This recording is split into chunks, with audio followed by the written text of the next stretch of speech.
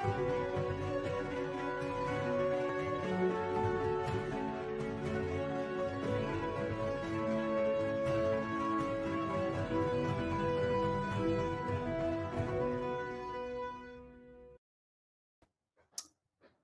everybody, and welcome to OpenExO Live.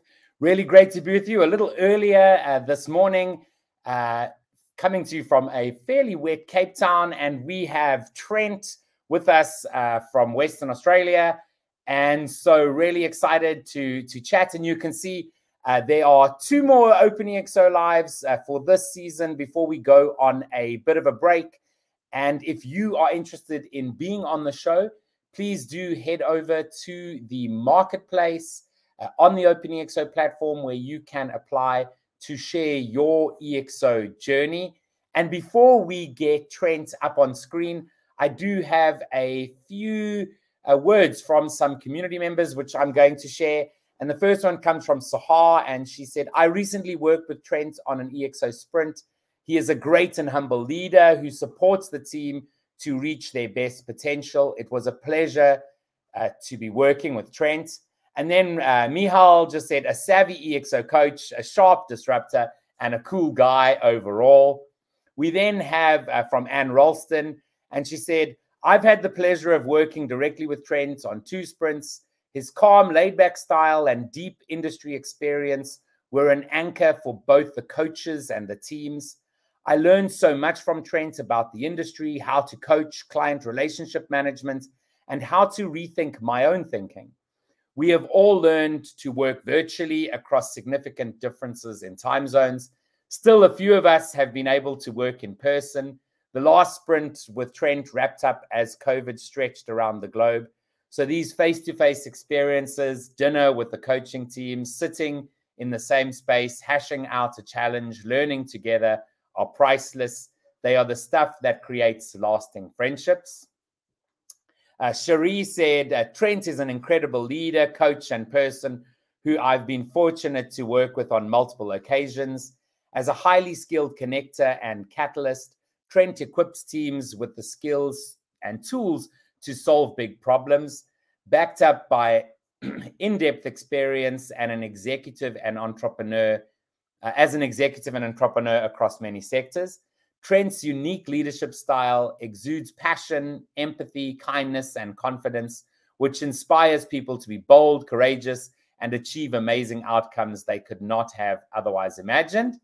We also have here from Francisco, I had the privilege to work with Trent during a couple of recent projects in the energy sector, and he always has been a diligent head coach and pair.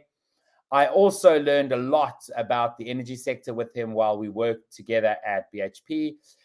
It was great to work with him and a stellar team during our last project in person, early 2020 in the US.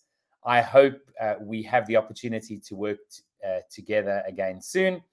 And then lastly, from Sophie, transforming the world for a better future can be like being on a roller coaster ride with many ups and downs. However, Trent makes it look easy. His calm demeanor, clear vision, and rich collection of global expertise shines through as he coaches and leads EXO teams. Throughout, Trent brings his full heart and mind to EXO sprints. We are so fortunate and thankful for that. So with that, I am going to invite Trent up here. How are you doing this afternoon for you, Trent? I'm well, thanks, Kevin. Lovely to see you. Thank you for having us here and asking me to join and share with the EXO community. That's incredible.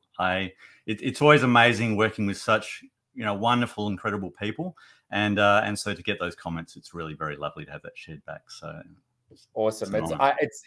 It's one thing that's sometimes quite difficult in this, to go out and find the right people, etc. For you, there were probably too many. So perhaps a testament to what you've been able to do in the community, but also so great to see how there's such a mix of people from all over the world there that have shared. And I think that's one thing about the community that's so fantastic is you get to if you're active, you get to meet and work with people all over the world. And so with that, I always like to ask right at the beginning, if you can share a little bit about your background, and up to how you joined the community. Yeah, great. Thanks, Kevin. My background, as we say in this space, there's been probably a couple of pivots along the way. So I grew up around a kitchen table of public and private companies. There's always stuff on the go of all different sectors and industries. And when I reflect back, a lot of disruption and innovation was occurring with those. So I guess that's sort of my norm.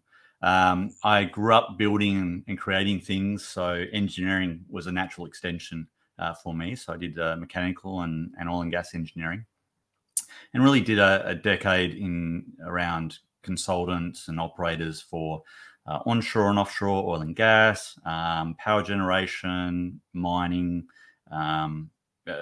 specialty areas as well. And that was from pointy end engineering, very detailed engineering, through then, cost management, project management, business unit management, as that career progressed.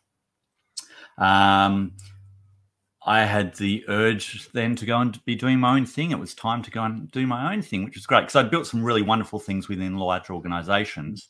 But yeah, so, these people with these crazy itches, you save up, you mortgage the house and off you go and hope for the best. And then you learn a lot of lessons on the way. So, I picked up some micro gas turbine technology, and we got that to be the most efficient in the world. And we applied it to drones and UAVs. And we were working in a commercial operations primarily trying to, but regulatory wasn't right. So then we transitioned to military operations. And then we had some family technology around oil and gas. So I came across some acreage in Africa and put together, my father and I actually put together a portfolio of acreage in Africa, and then grew that company over about 7 or 8 years with projects in Africa and Australia. We listed that in Australia and then also on the African exchange so that they could have access to it as well.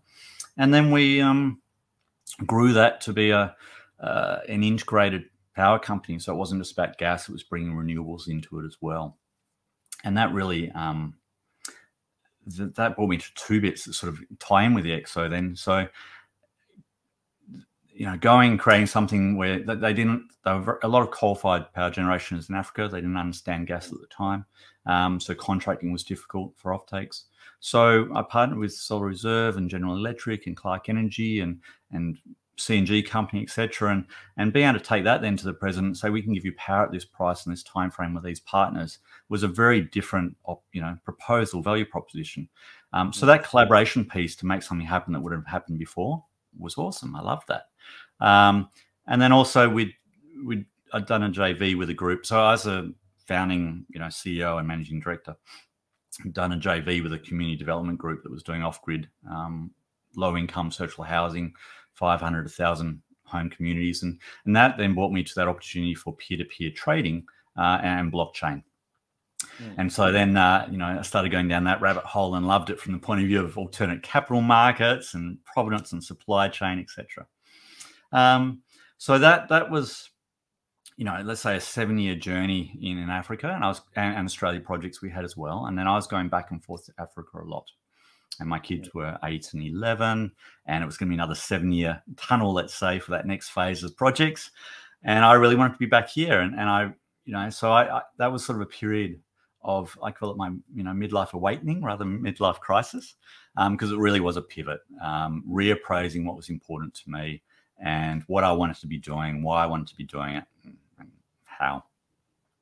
So that, over a year or so, I exited, brought in new board and exited that company, and really took some time to recharge because I was quite burned out, and did a lot around, angel investing and VC and supporting the local startup community here. I became chairman of E-Group, an association for digital entrepreneurs. I've been sitting on the committee for the Hydrogen Society of Australia as well the last couple of years. But really that venture capital, or startup angel and venture capital side was fun, but it's a double-edged sword down in that early startup days.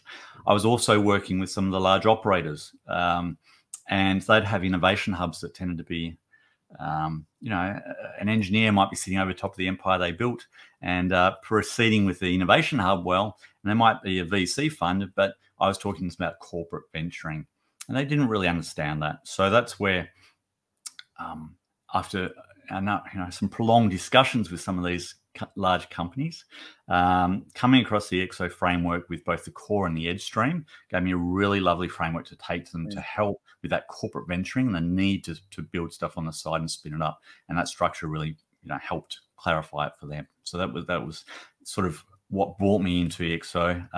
I'd known Emily Sidley Smith through the energy sector prior, so I'd seen her come into EXO, and that was probably what brought it to my attention in the first place.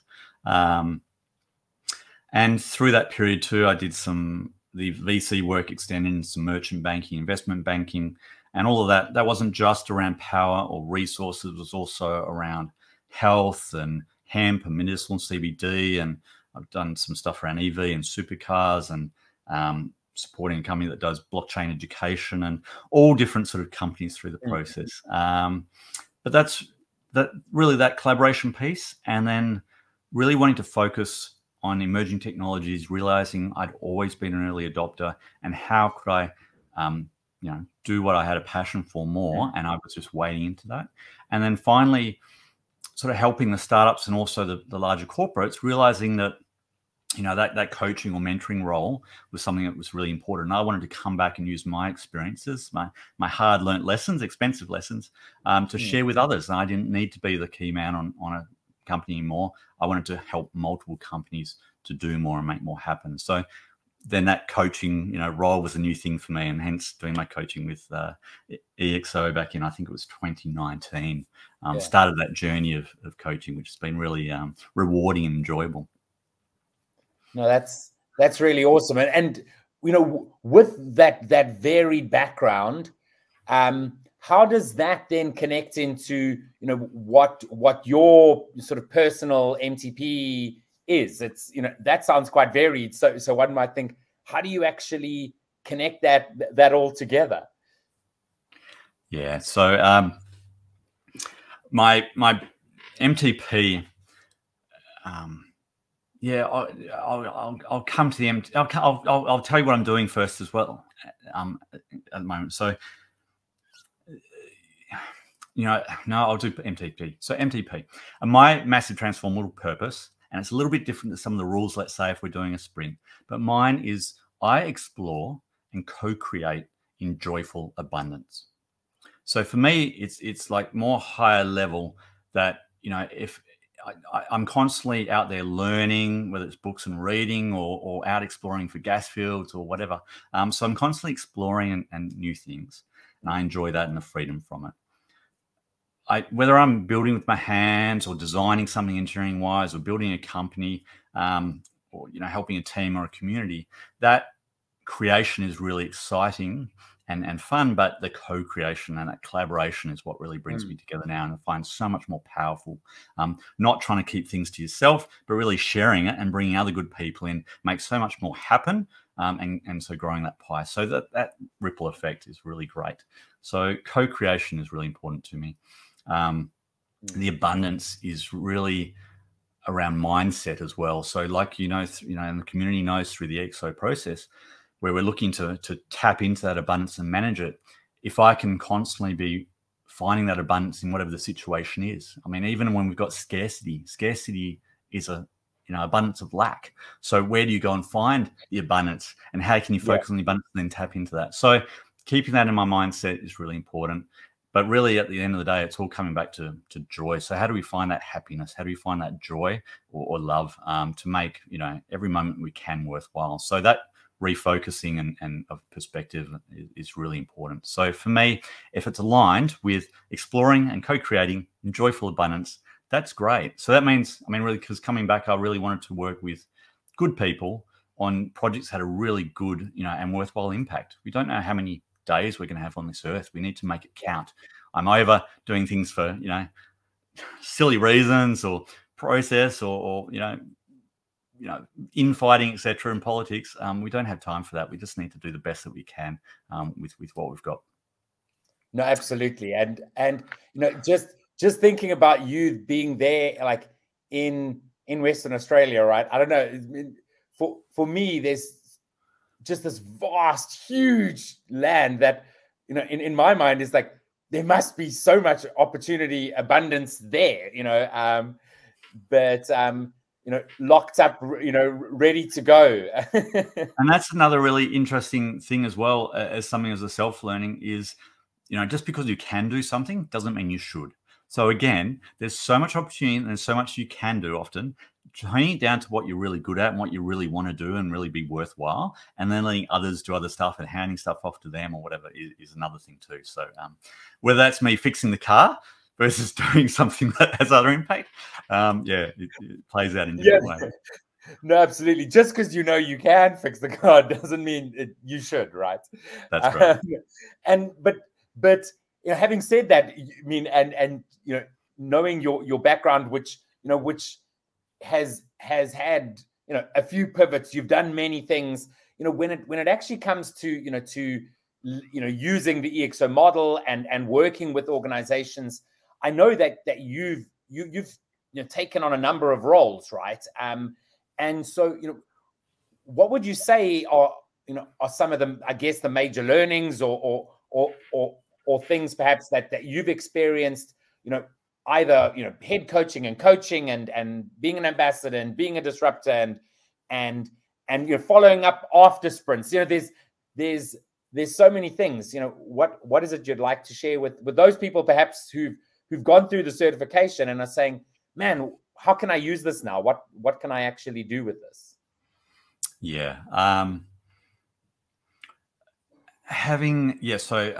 Been an ambassador for some time, and that engagement with, you know, our community, our ecosystem, but also very much, you know, the broader community and the external parties and our customers or potential customers and clients, and that engagement is really important.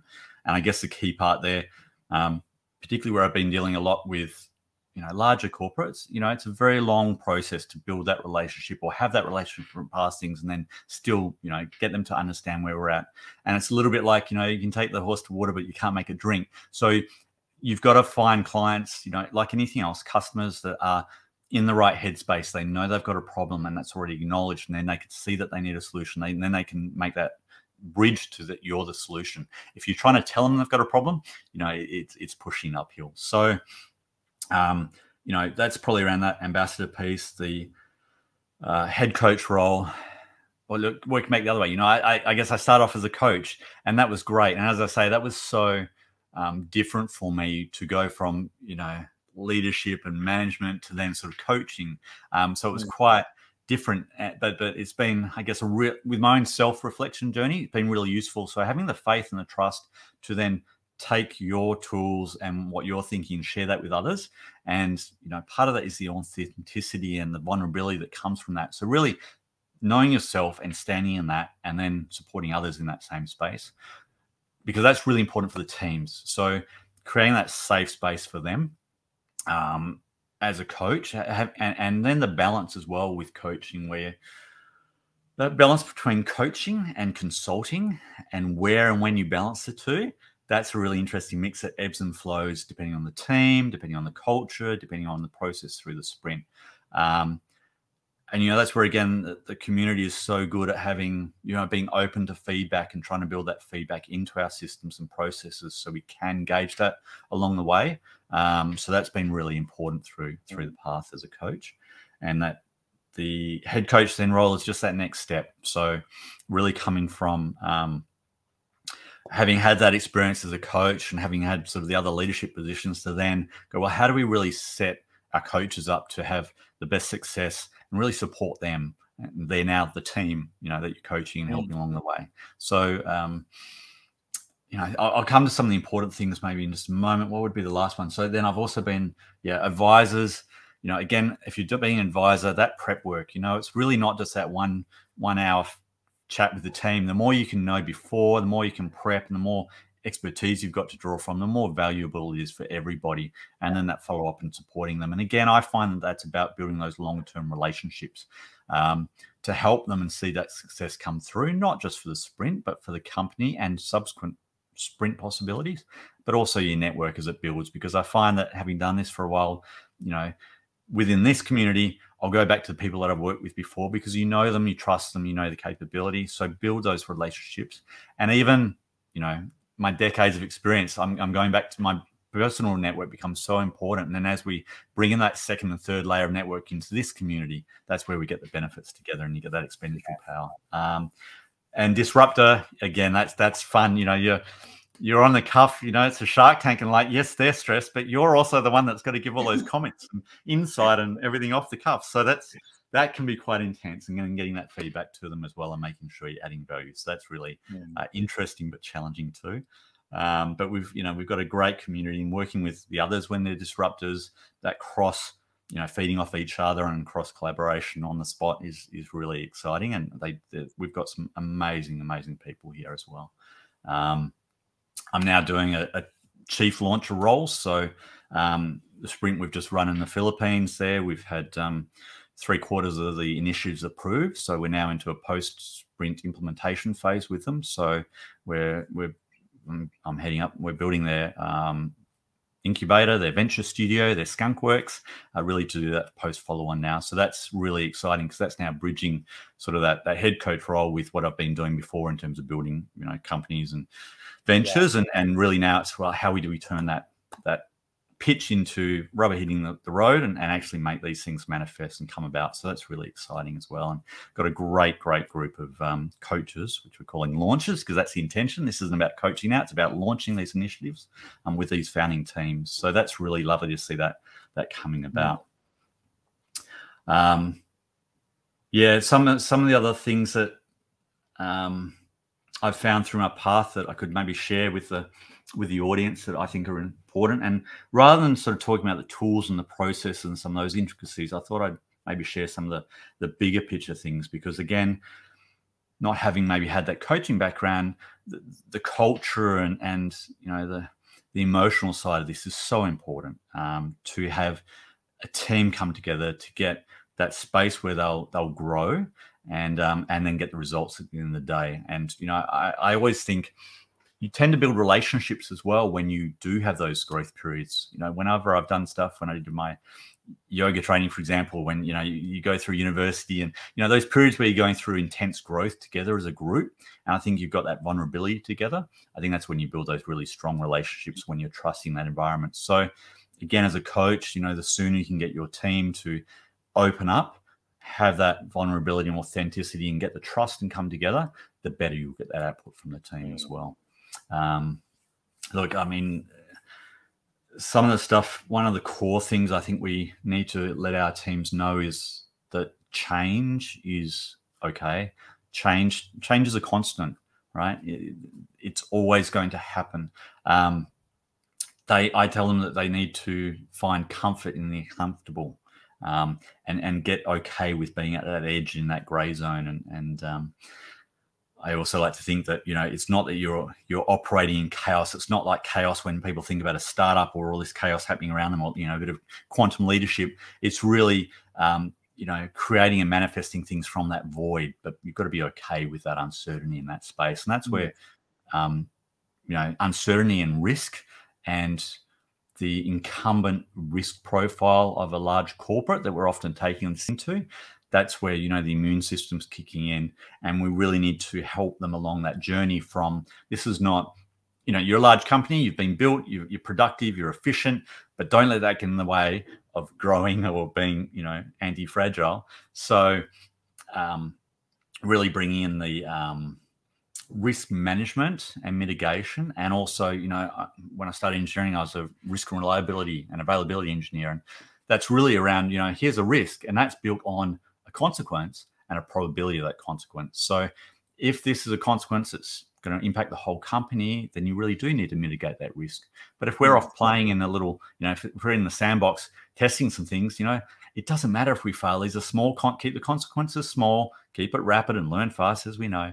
So getting that mindset where failure of a certain type and size is not only acceptable, we want it. We just want to learn from it. That's all, and manage the size of it. So those sort of, you know, mindsets are really interesting. And I sort of lean on I was thinking about it for this as well, the yin and the yang. You know, so much of this is where there's one extreme at one side and one at the other, and you kind of move between both, but you can't get stuck at one end or the other. If you do believe you're absolutely, this is the absolute way, then that's a mistake, and you need to be opening up to the other end a little bit more. So whether that's, like some of the other things, I want people to be open, right? So you want to be open to new things, not locked in a certain way. But you can't just take everything on board and assume it's real either. We need to be discerning. And so whether that's from a gut feel or thinking about it, or ideally data-based, that's where we drive our teams to be very data-driven and use that. Creativity versus structure with what we're doing now. I'm trying to say, yes, we're innovative and creative, but we need to still have processes and metrics and, have that follow through. So we've got some structure on that as we go. The mindset of the participants is really where they need to give themselves permission. They need to let themselves, leadership needs to be supported to let them think differently and operate differently. And we need to support that at the leadership level. And the leadership needs to reflect that down to the teams. But until you get the teams, those members giving themselves permission to do things differently and take the risk, you don't get traction. But once you do get that breakthrough, that's when you really get those amazing things happening. We can talk about leadership and passion and so many different other things as well. Beliefs and biases is another really interesting one, I guess, through my own self journey that I try and help teams recognize. If you can, again, in that discernment, if you can question why you're jumping to a conclusion, why you're reacting in a certain way, and then what are the beliefs or biases that are driving you to that. And so from a sprint point of view, it's really interesting because then you're trying to clear that away, get them to be data driven. But even in the way we work or the way we live, if you can, we don't want to be on that rat wheel, go, go, go, go. There is a lot said as part of the sprint process to have a time pressure. So they cut back to what the priorities are and keep what's important. But we still need to create that space for that creativity and that reflection, and really to get the perspective. We need to, I think, pull back, like walking up to the top of the hill and looking down at the valley, seeing where it goes. There's no point running down this valley if it's a dead end. We really should be over there and redirecting. So creating that space to see the bigger picture, contemplate that. And then as you do that in your life, it's very interesting to see, when you react to people or get triggered by situations or jump to conclusions, where's that come from? And when you start reflecting on parenting and your childhood and your relationships around you and that, it can be very confronting too. So that's a path that helps, anyway, if you can get that clarity or consider that mindset as you're working through these challenging processes, I think that clarity is very helpful in that perspective, pulling back to that. No, absolutely. And so, it's ultimately, coaching on a sprint is not just about the process is really important, right? But it's not just about the process. It's very much about giving people that ability to be their best within that process. And so what you've shared, I think, is really valuable in those on the ground, what's worked, situations. Now, as I said before we went live, this is going to fly by and we're not going to be able to get half of what we wanted to share, which is pretty much the case. And so we're going to have to call it here. I always end off, asking, what is that, one or two things you really want people to take away, as we end off the call today. Yeah. And if anybody has anything that they do want to touch base with me on, or they need help with, or want to get involved with, I'm across so many spaces and we're constantly looking for good people, good capability. And I love that connection. It's just making the time with everybody. Look, I would encourage everybody to really, be courageous, right? Be authentic, be vulnerable. Find that anti-fragility in yourself and reflect that. Be curious, but find that discernment as you're doing that. Share and be open. Be gracious, right? And non-judgmental. Be respectful. But really be appreciative and loving. Like, really, I would urge everyone to find the presence, whether it's active listening with your team or whether it's, you know, just with the people, right? There's no point. We don't want to get caught up in right now looking at the future, worrying about a future that might never come, and losing the moment for that. We don't want to worry about the guilt of the past. So the more you can be present in the moment with whoever you're with, and I really think we're here to share and experience and grow and expand based on our interactions, relationship with each other, and not just how I can, you know, I need to look inside and find myself and center, and that will then reflect in the world. But if I can share that with others and help others through that, you know, it's not up to me to help others or tell them. They need to find that themselves. But I can only do that when I'm centered and clear in what I'm sharing. So I would ask you to, you know, try and find as much presence as you can. And from that space, then appreciate what you've got, because, yeah, we're only here for a very short time. The more we can share it with others and have you know, enjoy that moment. And, you know, that's where the abundance, not getting caught up on money and all of that, you know, yeah, it's about our time together. Absolutely. Trent, it's always a pleasure chatting to you. It's been a while, actually. And so looking forward to connecting again. Thanks so much for joining us. Have a fantastic evening that side. Thanks very much. Lovely to chat with you. And I really, yeah, hope it helped the community somehow, and love to hear from any of you anytime. All the best. Absolutely. Cheers. Bye. Bye. So great chatting to Trent. If you want to connect with him, head over to the OpenExO platform and connect. Share what you're doing. See where you are. You know, have crossover. Our community is about sharing. It's about collaborating together, and that's really what makes us, I guess, a little bit different. And so, such a great conversation we've had today. I will see you all again next week as we speak with Carmen in Hong Kong.